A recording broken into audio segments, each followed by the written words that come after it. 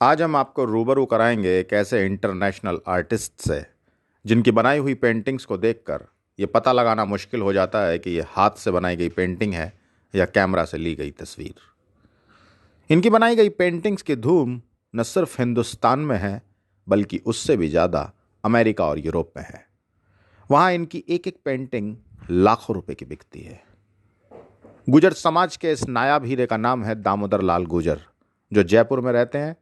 तो आइए आपको रूबरू कराते हैं दामोदर जी से, लेकिन उससे पहले एक नज़र डालते हैं इनकी बनाई हुई पेंटिंग्स पर।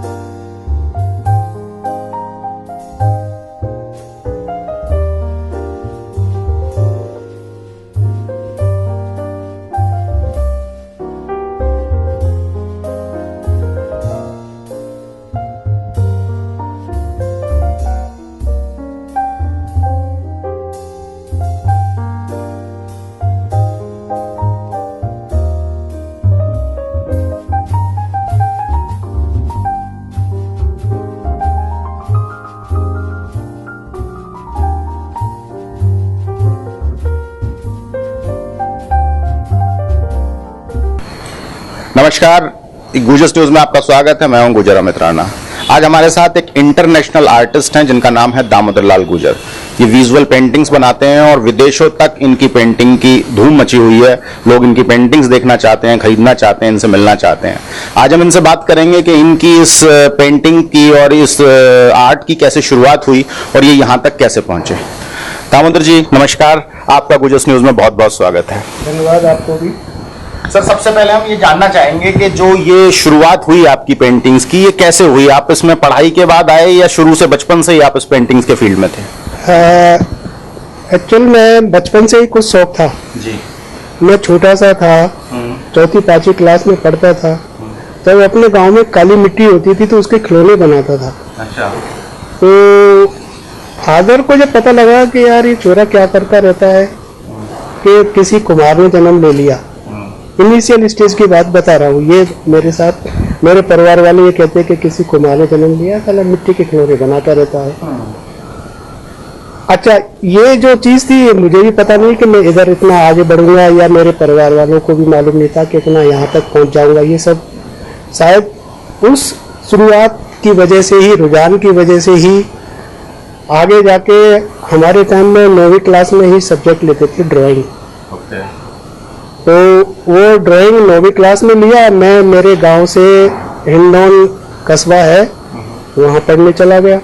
वहाँ पढ़ाई करने के बाद में हमारे जो सीनियर टीचर थे ड्राइंग के, वो कई बार क्लास ही मुझे दे देते थे। एक सब्जेक्ट होता था स्टिल लाइफ, तो उस क्लास को तो मुझे कहते कि भाई दामोदर तुम इनको सबको टैकल करो, इनको बताओ।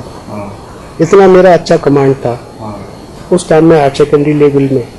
फिर उन्होंने मेरा दिमाग खराब कर दिया कि यार तुझे तेरी लाइफ में आगे जाना है तो आर्ट कॉलेज है जयपुर में, तुम वहाँ जाओ। मैंने कहा वो कहाँ है, क्या है, मैं तो जानता ही नहीं हूँ। तो उन्होंने मुझे बताया, मैं यहाँ आर्ट कॉलेज में आ गया था। आर्ट कॉलेज में आने के बाद में देखा तो यहाँ जो मेरे बैच के थे स्टूडेंट, वो सब ऑलरेडी अच्छे आर्टिस्ट थे, सब वो कमाते थे। मैं बिल्कुल एकदम रूरल एरिया से आया तो सबसे पीछे बैठता था। मैंने देखा यार अपन तो इन लोगों के साथ में कहाँ स्टैंड कर पाएंगे, ये तो ऑलरेडी अच्छा काम करते हैं, जो कि वो कमाने वाला। कॉलेज जो वर्क था मैं बेशक अच्छा करता था, बल्कि उनसे भी बेटर ही करता था, क्लास का जो काम होता था। लेकिन वो जो पेंटिंग करते थे, राजस्थान की मिनिएचर आर्ट वर्ल्ड फेमस है, तो वो लोग उस तरह का काम करते तो मैं उनको देख के बड़ा ताजुब करता कि ये तो हालात अपनी समझ से परे है। और वो एक ऐसी चीज है कि वो पैतृक वो लोग करते हैं, दूसरों को इन्वॉल्व भी नहीं होने देते हैं। अच्छा। मैं वो सिखाते हैं, मैं कुछ बताते हैं, खुद दोस्त बन गए, तुम उनके रोज जाके बैठ जाओ। मैं कई बार जाता तो मेरे सामने वो काम नहीं करते थे कि यार ये एक बहुत काइया आदमी है, इसके सामने करूँगा। तो ऐसे ऐसे वाकये खूब हुए। खैर लीव इट, ऐसे चलता रहा। उसके बाद में मैंने घर वालों से 6 महीने ही पैसा लिया। अच्छा। एक्चुअली फादर ने कहा कि बोले भाई जब वहाँ से पास आउट हुआ ना तो बोले भाई अब क्या करना है, या तो मेरी कम्युनिटी में ज़्यादातर जो है आर्मी को बिलोंग करते हैं। मोस्ट ऑफ मतलब खास तौर से मेरे ग्रैंडफादर, मेरे फादर, मेरे अंकल सब आर्मी से थे। मेरे दिमाग में उधर ले जाकर के एक कुछ प्रतिभा थी, वो शायद इधर खींच रही थी, एक वो गुरुजी ने बता दिया। तो मैंने कहा मैं बोले पढ़ना है तो करौली कॉलेज है वहाँ चले जाओ, नहीं भैया फौज में लग जाओ। नहीं कि पढ़ना तो जयपुर है। अच्छा। तो उस बात पे भी बहुत देर हुई। परिवार में 3 दिन तक तो चूल्हा नहीं जला। जयपुर में एडमिशन ले गया मैं बिना कहे फादर के। अच्छा। ऐसा वाकया हुआ। 150 रुपये, हाँ 150 रुपये लिए घर वालों से और जयपुर आ गया वहाँ से टीसी लेके और यह एडमिशन ले लिया। अब हिम्मत नहीं है। फादर मेरे बहुत ऑनेस्ट और बहुत डेडिकेट पर्सन थे, मतलब इतने स्ट्रिक्ट कि उनके आगे हम खाना भी नहीं खाते थे। क्या करते थे फादर, क्या करते थे? फार्मर। लेकिन हाँ ये बात जो चीज है कि कला ऐसा नहीं है कि मैं आर्टिस्ट हूँ तो मुझ में कला है। कला हर आदमी के साथ जुड़ी हुई है, अगर वो उसको सामने लाना चाहे। हर क्षेत्र में कला है। मेरे फादर जब खेती करते थे तो खेत के अंदर वो इस तरह की जुताई करते थे कि उसके अंदर एक दूब का एक कंद नजर नहीं आता था। अच्छा। हमारे घर में भूसा भरा रहता था, भैंसों को जानवरों को चारा डालते थे वो, तो इस तरह से उस चारे को लेते थे कि पता लगता था इसमें से चारा भी लिया है क्या। उसको फिल्टर साफ करके जब डालते थे, कहने का मतलब वहाँ एक कला छलकती थी। मेरी माँ, हमारा कभी कच्चा घर होता था, बाद में हवेली बनी, तो वो कच्चे घर में जो मिट्टी की लिपाई होती थी और जो मांझ में मांडती थी, वो मेरी माँ इतना अच्छा बनाती, अड़ोस पड़ोस की भी बनवाने आती थी कि जीजी हमारे भी बनाना। तो शायद ये कला वहां से मुझे कुछ अच्छा महसूस हुई कि शायद मेरे परिवार में एक कला। तो कहने का मतलब पेंटिंग करना ही कला नहीं है, कोई भी काम, कोई भी क्षेत्र में कलाकारी दिखा सकते हो। तो पहली बात तो ये है। आखिर साहब मैं आर्ट कॉलेज में आ गया। आर्ट कॉलेज में आके तो मैंने भी ऐसे ही किसी के यहाँ जा के 10 रुपये में कोई पेंटिंग बनाई। एक व्यापारी को दी मैंने 10 रुपये में। वो भी एक कागज होता था यहाँ जो हाथ से बनता था। मैं नहीं जानता था कि वो कहाँ मिलता है, क्या होता है। तो जैसे आप आर्टिस्ट हो, आप मेरे दोस्त हो, आप करते हो, तो आपके वो कागज एक वेस्टेज था, आपने काट के पटक दिया, तो मैंने चुपके से वो जेब में रख लिया कि अगर इससे इसको भी मांगूंगा तो नहीं देगा। तो वो मैंने रख के और उस पर एक चिड़िया बनाई थी। मैं ऐसे ही MI रोड के ऊपर बाजार में घूम रहा था, घूमता किसी को दिखाई, तो उसने कहा कि ये छोटी सी क्या बनाई है, बड़ी बनाओ। मैं कि साहब मैं नहीं जानता बड़ी ये कागज कहाँ मिलता है। बोले मैं देता हूँ। तो मैंने उसको बड़ी बना के दी। तो बोले क्या दे दूँ? मेरे साहब आपकी मर्जी आगे दे दो, 10 रुपये दे दूँ। मुझे दे दो। तो 2-4 दिन तक तो मैं 10-10 रुपये रोज जाके दे आऊँ और कागज ले आऊँ। मैं कि मजे हो गए। फिर मैंने उनसे कहा साहब मैं 2 बना लूँ क्या? तो बोले 2 क्या 4 बना। मेरा कॉलेज टाइम था सुबह 7 से 12 का। उसके बाद मैं खाना खा के पेंटिंग करता। तो रोज साहब 2 चिड़िया बनाता, 20 रुपये जेब में रखता और शहनशाह होता था। ये बात है 79-80 की। 78 में आ गया था मैं यहाँ। एक सवाल है मेरा, एक टाइम में आपने 10-10, 20-20 रुपए में पेंटिंग बनाई, लोगों को दी, और आज लोग आपसे लाखों रुपए में पेंटिंग मांगते हैं तब भी आप नहीं देते। वो अब ज्ञान आ गया। अच्छा। एक जो चीज है ना कि उससे पहले तो मैं एक सीख ही रहा था, मैं समझ नहीं रहा था कि मेरी आर्ट की वैल्यू क्या है। अच्छा जी। और उस खास बात यह है कि वो करते करते क्या था, इस कला के अंदर जो राजस्थान में जो होती है, खासतौर से जो ये 2 डायमेंशनल आर्ट होती है, और रियलिस्टिक वर्क यूरोप का हुआ है जो दुनिया में फेमस है। ऑयल पेंटिंग उन्होंने की है। राजा रवि वर्मा हमारे देश में ऑयल पेंटिंग लेके आए। खैर ये एक आर्टिस्टिक चीज है, आर्ट की कहानी है ये। तो हमारे यहाँ जब 2 डायमेंशनल यानी कि 2 आयामी चित्र बनते थे तो मैंने देखा कि ये जो करने वाले हैं यहाँ बड़े फेमस कलाकार हैं, मैं इनके वहां तक पहुंचने में पहुंचूंगा जब तक तो ये पता नहीं कहाँ आगे निकल जाएंगे। तो यार मैं इनका मुकाबला नहीं कर सकता। तो बेसिक चीज मैंने वहां से वो किताबों से और उनसे थोड़ा थोड़ा लिया नॉलेज।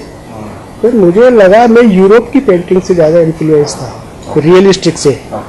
तो मैंने अपने जो इंडियन ट्रेडिशनल जो टेक्निक है उसको कंटेम्प्रेरी में डाला, यानी कि 3 डायमेंशनल में उसको मैंने रियलिस्टिक जिसको बोलते हैं वो किया। तो वो करते करते कॉमर्शियल काम खूब करता था मैं, खूब पैसा भी कमाया, कई लोग आते जाते।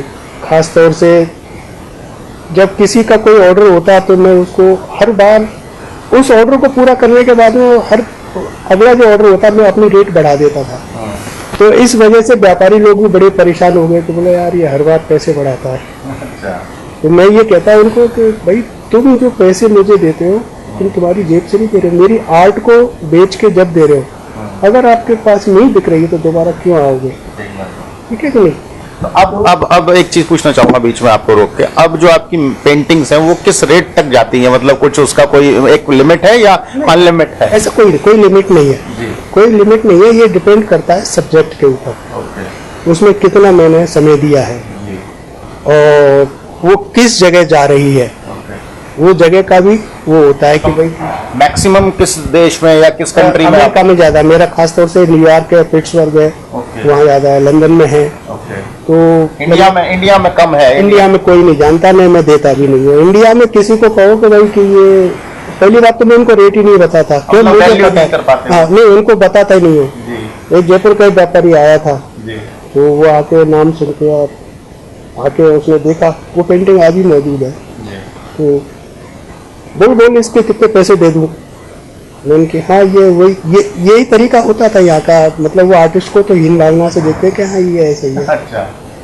तो मैंने उससे कहा कि जी ये बेचने की नहीं है। वो बेचने की नहीं है, क्या करेगा? क्योंकि बस मैं देख के खुश होता हूँ। अच्छा। तो बोलो अब तक कितनी रख रखी है तूने जो बेची नहीं है? मैं बेचता हूँ, ऐसी बात नहीं है, लेकिन आप पूछ रहे हो कितने की है? बेचने की नहीं है। बोलो नहीं मैं खरीद सकता हूँ। बोल कितने की होगी? तो बोल के आप भी बता दो कितने दे सकते हो? बोलो मैं इस पेंटिंग के 50,000 दे सकता हूँ। गुड। क्योंकि आपको एक बात बताऊं, तो बोलो देखिए आप मेरे घर से मुझे ही लूट के जा रहे हो। बोलो क्या मतलब? आपने ऐसी पेंटिंग देखी? आप आर्ट के व्यापारी हो, आर्ट कलेक्टर हो, आपने ऐसी पेंटिंग देखी? बोलो नहीं। तो 50,000 में, इतने सस्ते में 50,000 कीमत लगा के आप लूट ले गए मेरी आर्ट को? ठीक है। बोलो यार क्या बात कर रहा है? क्योंकि मैं 50,000 में तो दिखाता भी नहीं हूँ। खैर इस तरह की बहुत सारी कहानियां हुई, तो यहाँ के लोगों ने मोनोपोली बना ली कि उसके पास पेंटिंग ही मत बनवाओ, तो वो अपने आप ही सस्ते दाम में बेचेगा। अच्छा। ये एक मतलब होता है, ये बाजारू वाली बात है। लेकिन आपको फिर जो है मार्केट दूसरे देशों में मिल गया। फिर वो दूसरे देशों में जो मार्केट मिला ना, मेन जो चीज है ना, आपका इंटरव्यू का मकसद मैं पूरा करता हूँ, ये चीज तो अलग हो गई। बहुत स्ट्रगल किया, स्ट्रगल तो इतना किया है शायद आप ये देखोगे ना कि मुझे मेरी कम्युनिटी के नाम पे गालियाँ मिली है। ये कहा है कि जब तुम्हारे पुरखों ने भी पेंटिंग की है, भैंस चोरी होंगी। अच्छा। लेकिन मैं कभी ये सोचा कि उनको वही प्रेरणा का स्रोत माना कि इनको ही बताना कि आर्ट क्या हो सकती है। क्या बात। और बहुत जबरदस्त तपस्या की, मतलब मैंने बहुत ही जबरदस्त मेहनत की है और वो एक टेक्निक डेवलप हो गई। एक्चुअल में ये कला एक रियाज मांगती है, जितना आप रियाज करोगे उसमें रिफाइन चीज़ निकल के आएगी, रिफाइन होगी। तो वो चीज़ ऐसी हो गई कि शायद ही आज की तारीख में कोई कर रहा है। अच्छा। वो जो मेरी मास्टर पेंटिंग है, जिस टेक्निक में मैं काम करता हूँ, खासतौर पर ये आर्ट की चीज़ है, उस विधा के अंदर कोई भी नहीं कर रहा है। अच्छा। और इसी वजह से ही मेरी वहाँ चवन्नी चल रही है। अच्छा, अमेरिका में वहाँ बहुत ज़बरदस्त काम होता है, बहुत अच्छा काम होता है, लेकिन जिस विधा में मैं करता हूँ वो कोई नहीं करता, इसलिए मेरा बहुत प्रभाव है। और ख़ास तौर से अभी मैं जो है बॉटनी में मेरा बहुत ज़्यादा नाम है। अच्छा। तो वहाँ मैं एक तो संस्था है उनका मेंबर बना हुआ हूँ। अच्छा। तो उसमें पार्टिसिपेट करता हूँ। अभी रिसेंटली एक कद्दू बनाए थे, पम्पकिन, वो सेलेक्ट हुए हैं। इंडिया से मैं अकेला हूँ, इंटरनेशनल शो है वो, अब शो होगा, अभी कोरोना की वजह से थोड़ा होता हुआ। अच्छा, इस दौरान आपने इतनी अच्छी खूबसूरत पेंटिंग्स बनाई हैं, आपको बहुत सारे अवार्ड्स भी मिले होंगे, रिवार्ड भी मिले होंगे। हाँ। तो क्या मतलब जो सबसे ज्यादा खुशी का पल जहां आपको लगा हो कि इस अवार्ड को पाके आपको खुशी हुई हो? अवार्ड पाके तो कोई खुशी नहीं हुई जी। उसका एक रीजन है कि अवार्ड तो मुझे जब मिला जब मैं उस अवार्ड से ऊपर उठ चुका। ये ऐसा लगेगा आपको कि मैं एक स्वाभिमानी या घमंड वाली बात कर रहा हूँ, कारण कि मैं हर बार पार्टिसिपेट करता था, अकेडमी में देता था, सिलेक्शन ही नहीं होता था। मैंने कहा यार देते रहो, एक दिन तो गलती से देंगे। अच्छा। तो वो भी ले लिया। जी। और तो उसमें कोई ज़्यादा बड़ी बात इसलिए नहीं थी कि मेरा काम ही डिजर्व करता है। जी। जी। एक्चुअल में मुझे खुशी जिस दिन हुई थी, जिस दिन मेरी एक पेंटिंग अमेरिका में सेलेक्ट हुई थी। अच्छा। एक्चुअल में 92 में एक शो था इंटरनेशनल, उसमें पार्टिसिपेट किया था। एक कमीशन पे मैं काम करता था किसी कॉर्नर का, उसने वहाँ वो दे दी, तो 92 में इंटरनेशनल हो गया था। तो उसका मुझे कोई ज़्यादा वो नहीं मिला, खैर वहाँ संबंध हो गए डायरेक्ट। एक मैंने सिंपल सामने 2 प्याज रख के पेंटिंग बनाई थी। अच्छा। वो प्याज इतने मास्टरपीस बनाए थे मैंने कि मैंने उसको प्याज को पेंट करते करते, आप विश्वास नहीं करोगे, उस प्याज को पेंटिंग करते करते मैंने प्याज का टेस्ट मेरे मुंह में आ गया था। अच्छा, आप उसकी स्मेल महसूस की मैंने। अच्छा। इतना उसके अंदर में इन्वॉल्वमेंट था, डूब गए थे उस पूरी पेंटिंग में। इतनी गहराई से उसको मैंने। अच्छा। तो वो प्याज एक्चुअल में उसमें भी एक कहानी थी कि मैं ज़्यादातर मैंने नाइट को काम किया है। नाइट को तो फुल फॉर्म में काम होता था, दिन में तो डिस्टर्बेंस रहता था। तो रात को 11 बजे मिसेज को कहा कि चाय बना दो। तो बोलो खाना नहीं खाओगे? मैं नहीं, अभी मूड नहीं है, मैं चाय पीऊँगा। तो चाय बना के लेके आई वो। तो मैंने उससे पूछा मैं कि देखना कैसी लग रही है। एक्चुअल में आप मेरी बड़ाई करोगे अगर मैं पेंटिंग के बारे में बात करूँगा तो। कोई भी आदमी आर्टिस्ट होगा वो बड़ाई करेगा, वो सच्चाई नहीं बोलेगा। मेरी मिसेज इलिटरेट है। मैंने इसमें कि इससे मैंने तो देखना कैसी है। बोलो छट्टा है, ये हमारा जो है मदर टंग है, हमारी जो कॉमन भाषा है हमारे यहाँ की। छट्टा यानी कि इट मीन्स नॉट गुड। ठीक है। हाँ ठीक है। अच्छा। मैंने भी उसको गौर से देखा, यार इसको तो ये पसंद नहीं आई, इतनी मेहनत। मैंने उस पेंटिंग में 25 दिन काम किया था, उसके बावजूद वो दिमाग घूम गया मेरा। मैंने उस पर कलर फेर दिया, पूरा उस पर कलर कोट कर दिया और सो गया। सुबह उठ के ही मेरी चाय, एक्चुअल में पहले मैं किराए के कमरे में मकान में रहता था, तो मेरा एक गेस्ट रूम और स्टूडियो एक ही होता था। एक बेडरूम था जिसमें छोटे बच्चे और मिसेज उधर और एक किचन होती थी। तो मैं उस स्टूडियो में ही सो जाता था काम करता करता। सुबह उठते ही मिसेज फिर चाय लेके आई, तो मैं वापस उस पर स्केच कर रहा था उस ओनियन को देख के। तो बोले वो ओनियन तो बन गए थे ना, अब ये दोबारा क्यों बना रहे हो? मैंने कि नहीं, ये दोबारा वो तो मिटा दिया और ये फिर से बना रहा हूँ। तो बोलो क्यों? मैंने कि तुमने ये बोला कि छट्टा है, तो बोलो और क्या बोलती मैं? लेकिन मुझे लगा तुम्हें पसंद नहीं आया इसलिए मैंने ये हटा दी। चलो ठीक है, हमको भी ले आए। तभी ये बच्चे उस टाइम में, मेरा बड़ा बच्चा छोटा था 4 साल का, तब मैं इनको गांव से यहाँ लेके आया, शिफ्ट हुआ था। तो बोलो हमको और ले आए। ऐसे पेंटिंग एक एक महीने का काम कर करके ख़राब करोगे तो फिर तो कमा के खा लिया। जो घर में एक बात होती है। खैर मैंने कि जो हो गया सो हो गया। उसके बाद भाई मैंने उस पेंटिंग में करीब 1.25 महीने लगाया। अच्छा। तब वो चीज़ जो मैं बता रहा कि उसकी जो स्मेल है वो मैंने महसूस की, मुंह में पानी आता था पेंटिंग करते करते। इतना रिफाइंड बनाया कि उसमें ब्रश का स्ट्रोक नहीं पकड़ पाए। जब वहाँ अमेरिका में सिलेक्शन हुआ, वो सब रिटन में है। अच्छा। तो वहाँ क्या था कि जजिंग हुई थी पेंटिंग के सिलेक्शन के लिए। 3 आर्टिस्ट थे, एक डायरेक्टर था और एक ऑफिशियल आदमी और था। तो उन्होंने उसके लिए कहा कि बोलो ये this is not painting, this is technical work. तो एक आर्टिस्ट ने कहा कि आर्टिस्ट जब इसमें साइन कर रहा है, बाई हैंडमेड नामों जब गूगल लिखा हुआ है, ये सब कुछ है, जो हम भेजते हैं एक फॉर्म भर के उसमें लिखना पड़ता है सब कुछ। तो बोलो कहीं ये पेंटिंग तो नहीं है? तो उस ओनियन की उन्होंने स्लाइड बना के और पर्दे पर वो सेम साइज के थे, वो इतने बड़े बड़े ओनियन का जो प्रोजेक्टर पर चला के जब देखा तब उसमें ब्रश का स्ट्रोक दिखा, तो उसको नाम दिया इनक्रेडिबल आर्ट। क्या बात। उस दिन मुझे खुशी हुई। और जब ये उसके बाद में जो मुझे रेस्पॉन्स मिला तो उसके बाद तो फिर मतलब बदलते ही चले गया। तो वो जो मेरी टेक्निक थी, जो खास जो मैं करता था, उसकी पहचान उन लोगों ने की। क्या हिंदुस्तान में नहीं हुई, अमेरिका में हुई।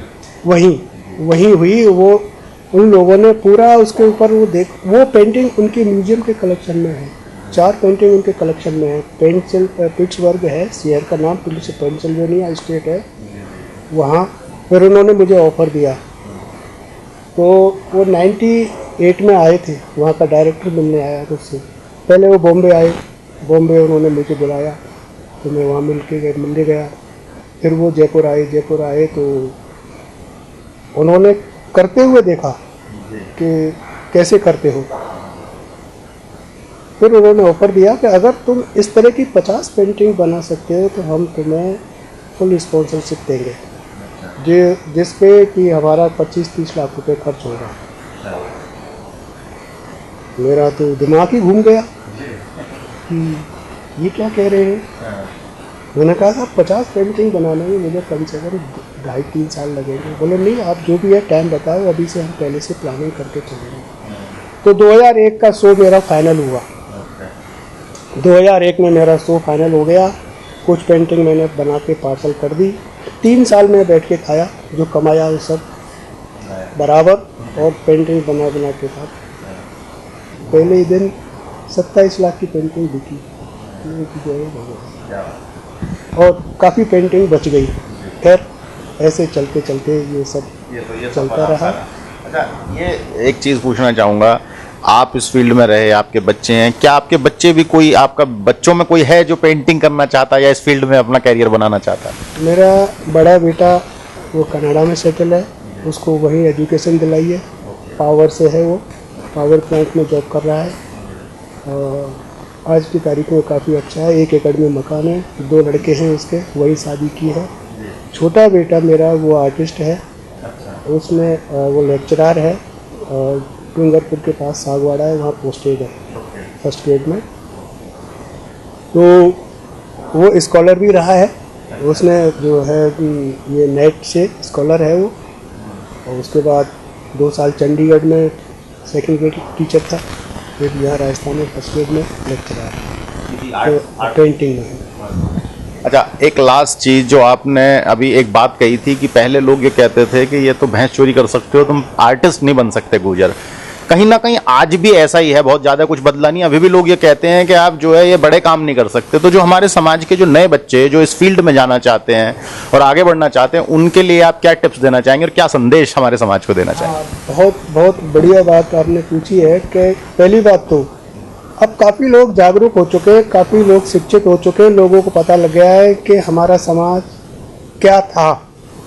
आपको भी विदित होगा कि 6वीं शताब्दी से लेकर 11वीं शताब्दी तक, तो मैंने उस टाइम में एक इतिहास में हमारे सब्जेक्ट होता है उसमें पढ़ा था। अब तो बहुत लोग जान गए, मुझे पता था कि भाई हमारी आर्ट जो है आज भी हमारे पुराने जो मोनूमेंट्स हैं वो मौजूद हैं, और चमड़े का जो सिक्का, ये सब चीज़ें हैं ये हमारे समाज की, तो लोग काफ़ी इस चीज़ को जान गए। लेकिन मैं एक चीज़ बताऊंगा कि ऐसा नहीं है कि साहब जो आज लोग ये देखते हैं जो बच्चों को पढ़ाओ, ये तो सब कर रहे हैं, लेकिन अब उनकी सोच इतनी सी रह गई है कि साहब हमें टीचर बनना है, कि हमें पुलिस में जाना है, कि हमें सेना में जाना है। उनकी सोच को आगे डेवलप करना चाहिए। उसके लिए उनको, उनके पेरेंट्स को, उनको प्रमोट करना ज़रूरी है। और ज़रूरी नहीं है कि वो नौकरी में ही जाएं। नौकरी का मोटिवेशन लेके आदमी अगर चलेगा तो ज़्यादा अच्छी बात नहीं है। वो उसमें कोई प्रतिभा है, वो प्रतिभा सामने आनी चाहिए। और बहुत सारे फील्ड हैं पैसा कमाने के ही नहीं, नाम कमाने के भी बहुत सारी कलाएं हैं।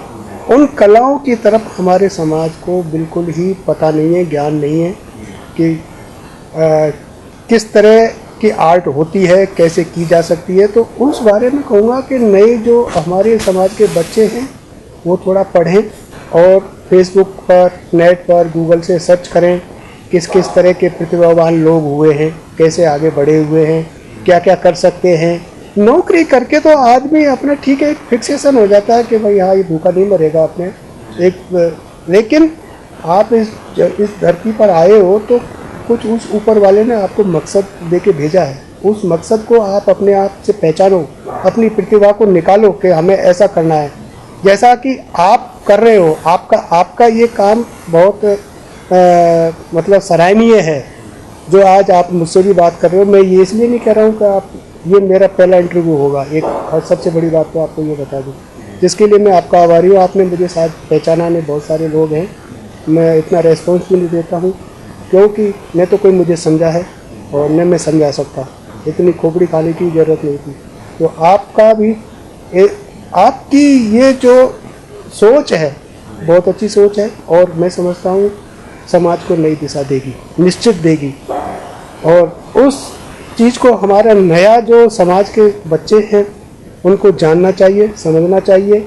ऐसा नहीं है कि बहुत अच्छी एजुकेशन ITI या IAS लेवल की अगर तैयारी कर रहे हो तो ठीक है, वो भी बहुत अच्छी है। अगर कोई बुद्धिशाली है तो वहाँ जाए, बहुत बढ़िया बात है। लेकिन बहुत सारी चीज़ें हैं जहाँ वो अपना क्षेत्र, अपने लैब को वो सेटल कर सकते हैं। मतलब जो जरूरी नहीं है कि कुछ जो बंधे हुए फील्ड हैं कि डॉक्टर, इंजीनियर और यही बनना है, और बहुत सारी चीजें इनके बारे में सुना हुआ है, इनसे वो निकलते क्यों नहीं है? ये मुझे दुख होता है कि भाई डॉक्टर इंजीनियर, अरे डॉक्टर इंजीनियर, सारी दुनिया डॉक्टर इंजीनियर बन जाएगी तो और सारी जो फील्ड है उनका क्या होगा? बिल्कुल ठीक बात है। चलिए, हम उम्मीद करते हैं कि जो आपने संदेश दिया है हमारे समाज के लोग इस बात को समझेंगे और अपने बच्चों को अलग अलग फील्ड में आगे बढ़ाएंगे। और गूजस न्यूज़ से बात करने के लिए आपका बहुत बहुत धन्यवाद। आपका भी बहुत बहुत धन्यवाद और मैं आभारी हूँ कि आपने मुझे अपना कीमती समय दिया।